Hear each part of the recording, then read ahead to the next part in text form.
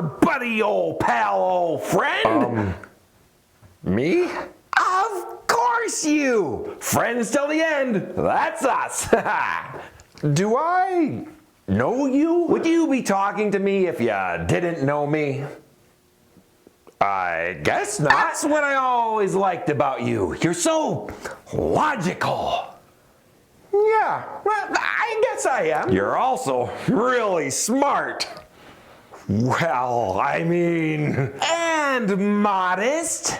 Modesty is one of my finer attributes. Among many. You're good looking. You have to say that because you're my friend. Among other reasons. What was that? Nothing. I was just thinking of all the wonderful times that we've had together. Right. Like that time that we went spelunking together. Spelunking. What's spelunking? Oh, you. What a kidder. A good sense of humor is another one of your glorious attributes. Yeah, I'm a funny guy. You sure are. The life of the party. That's you. I'll never forget that one joke that you told. Me neither. Which one was that again? Oh, there's just been so many. It's hard to nail it down. Right. But you know what I like the most about you? Hard to say. You are so generous. Well, I try. No, you are. Why? I bet you're just bursting with stories of your generosity. I did find a nickel on the ground the other day and give it to a random child that was passing by. See, it's things like that that make you so beloved. I guess so.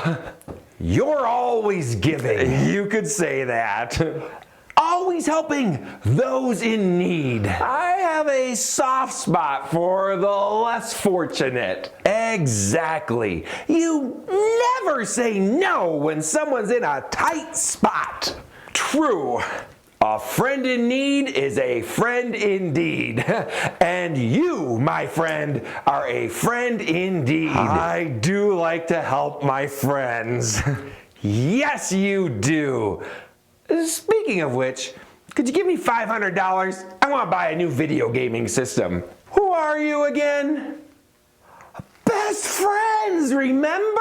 Yeah, I don't know you. This is why you don't have any friends. Oh, hey there, buddy, old pal, old friend of mine. Hi there, hello. You're watching Base Camp. I'm Pastor Pat.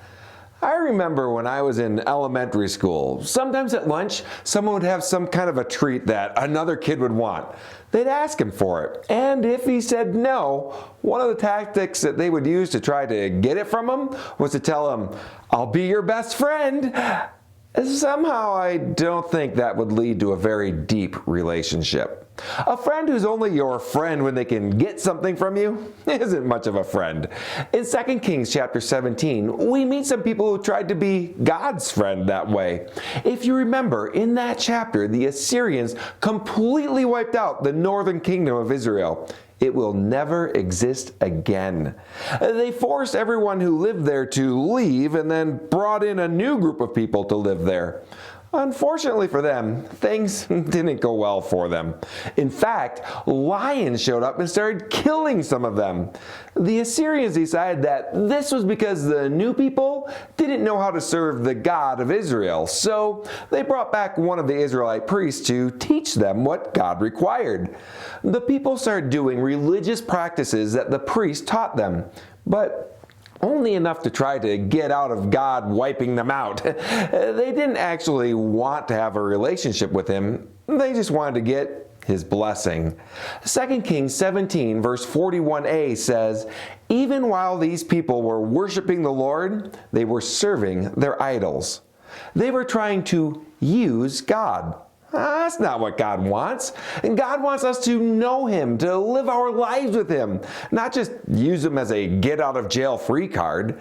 James chapter 2 verse 14 says, "What good is it, my brothers and sisters, if someone claims to have faith but has no deeds? Can such faith save them?"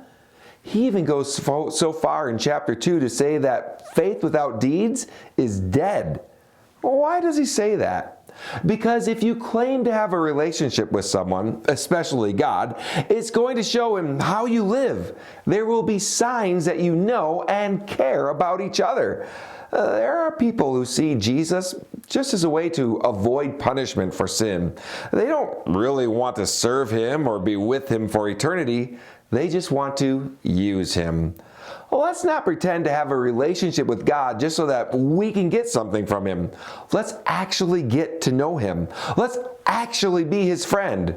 And honestly, the benefits of that go far beyond anything that we might hope to get from Him otherwise. We can be friends with the Creator of the universe. How cool is that? I'm Pastor Pat with Base Camp, a ministry of Summit Church in beautiful Bozeman, Montana. You can join us for services every Sunday at 10 o'clock, and we're online anytime at summitchurchmt.com. We're also on Facebook and YouTube at Summit Church MT.